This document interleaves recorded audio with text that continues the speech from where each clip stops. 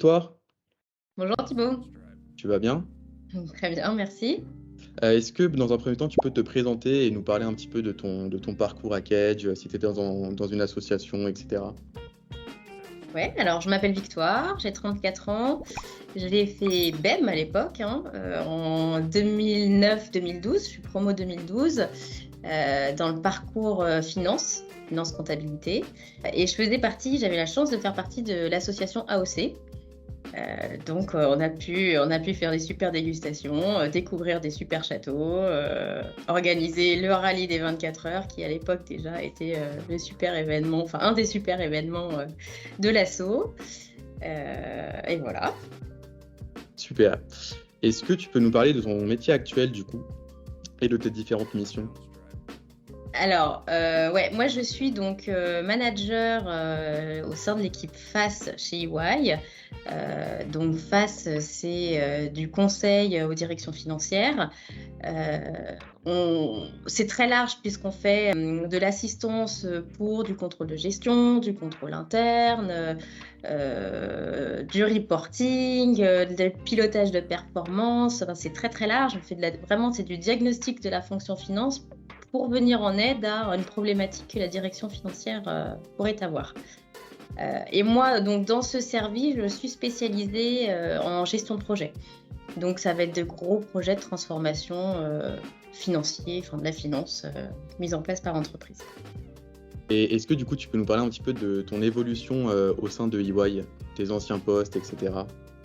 Ouais, alors moi je fais partie de ce qu'on appelle les bébés EY, c'est-à-dire que je suis rentrée chez EY tout de suite après l'école, en stage de fin d'études. C'est même lors d'un forum école organisé à Cage que j'ai été recrutée pour intégrer EY. J'ai commencé donc chez EY à Paris dans le service qui s'appelle ACR. Donc c'est pareil, c'est du conseil déjà, en accompagnement financier, un peu plus comptable. Que FAS.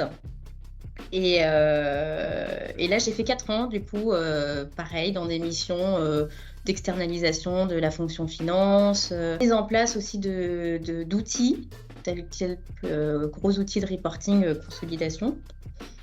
Voilà. Et ensuite, je suis partie 2 ans et demi à Kuala Lumpur. En fait, c'était un projet qu'on avait avec mon mari de partir vivre en Asie. Et lui, il a trouvé un poste. Et du coup, moi, je suis allée voir mes associés en disant, bon, bah, faut que je démissionne. Mon mari part à Kuala Lumpur, je le suis. Et là, ils m'ont dit, non, mais attends, tu sais, on a un bureau à KL. Est-ce que tu voudrais partir bosser à KL? Donc là, bah, forcément, j'étais ravie. Donc, j'ai pu transférer à KL. Et là, j'ai rejoint, pareil, le service de conseil comptable et financier de Kuala Lumpur. Je suis restée 2 ans et j'ai découvert un peu d'autres facettes du métier. Alors, j'avais eu la chance de faire un stage à New York pendant 2 mois. On s'intègre dans un monde professionnel, dans une culture que l'on ne connaît pas. Et en fait, ça demande quand même une forte adaptation. Alors, New York, j'avais trouvé ça plus facile que Kuala Lumpur. C'est peut-être une culture un peu plus proche que la nôtre, et encore au niveau du travail, elle reste quand même bien différente. Kuala Lumpur, mais il y a cette culture asiatique qui est quand même très éloignée de la nôtre, même chinoise, parce qu'en fait chez EY à Kuala Lumpur, c'est une culture très très chinoise, et il y a des difficultés, c'est par exemple on comprend pas toujours. Dans cette culture chinoise, par exemple, on n'a pas le droit de s'opposer à son supérieur. C'est-à-dire que si on est en réunion ou même face à face, on ne peut pas dire non, je ne suis pas d'accord avec toi, moi mes chiffres donnent ça, les tiens donnent ça. On n'a pas le droit. Et donc, c'est quelque chose pour nous qui paraît fou, parce que nous, en France, au contraire, on pousse les gens à être force de proposition, à être sûr d'eux, etc., et à porter des choses, ce qui n'est pas le cas en Asie. En Asie, la culture, c'est quand on est en dessous, on reproduit ce que fait notre patron, ce que fait notre supérieur. Donc là, ça a été très dur pour moi au début de me faire à ça. Alors après, une fois que j'ai compris, j'ai réussi à finalement passer par d'autres chemins pour faire des propositions sans dire le nom direct que nous on utilise très facilement en France, mais en se disant peut-être qu'il serait plus facile de faire de cette façon. Mais donc du coup ça a été une vraie difficulté. Après une super expérience très très très enrichissante parce que on apprend aussi donc du coup à communiquer différemment. Un exemple c'est qu'un Malaisien quand on va lui dire quand je disais aux équipes il faudrait faire ça pour demain. Le mot demain ne le comprennent pas, enfin demain, c'est ce que c'est le futur et c'est pas précis. Donc il fallait dire pour telle date à telle heure si je voulais être sûre d'avoir mon reporting fait dans les temps. Donc c'est vraiment une forte adaptation qui est hyper importante. Ouais. Après, c'est complètement différent, quoi. Ça n'a rien à voir avec la façon dont on travaille en France, ouais. Mais c'est ça qui est hyper intéressant et qui est hyper enrichissant. Puis après, il y a tout le extra, sans forcément parler que du boulot, mais c'est la vie à l'étranger, c'est rencontrer une vie d'expat qui avait créé des liens qui sont très très forts parce qu'en fait, personne n'a sa famille sur place. Donc finalement, ça devient notre famille. On vit tous ensemble avec les expats. Et puis c'est aussi profiter des belles destinations qu'il peut y avoir, par exemple à Kuala Lumpur, les week-ends à Bali, en Thaïlande. Là-bas, c'est ça aussi va être très chouette. Ouais. Alors, les avantages, par exemple, cette flexibilité de changer de bureau, même de ville ou de pays très facilement. Moi, je l'ai vécu. En fait, j'ai commencé à Paris, je suis partie en Malaisie à Kuala Lumpur et maintenant je suis à Lyon. Donc, par exemple, j'ai fait déjà 3 bureaux chez EY. Et donc ça, je trouve ça génial de pouvoir faire ça, mais c'est pas changer que de bureau, c'est changer aussi de métier, parce que EY, c'est plein de métiers, donc soit au sein de la finance même, mais même un petit peu à côté, et on a cette chance de pouvoir aussi finalement passer d'un métier à un autre si on veut découvrir d'autres choses. Il existe des programmes spéciaux d'ailleurs chez EY où selon les spécialités qu'on a, on peut faire des parcours un peu découvertes pour pouvoir faire plusieurs métiers au sein de la fonction finance.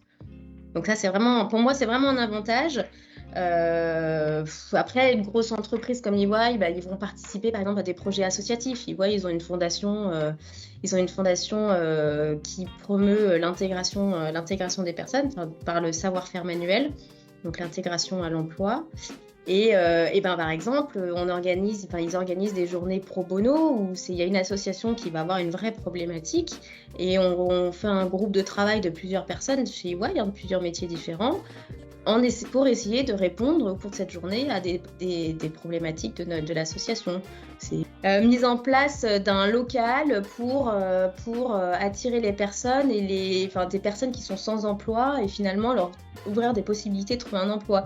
Donc comment est-ce qu'on fait ? Est-ce qu'on crée un restaurant pour ces personnes ? Donc, finalement, il y a besoin de personnes qui viennent travailler au sein de ce local.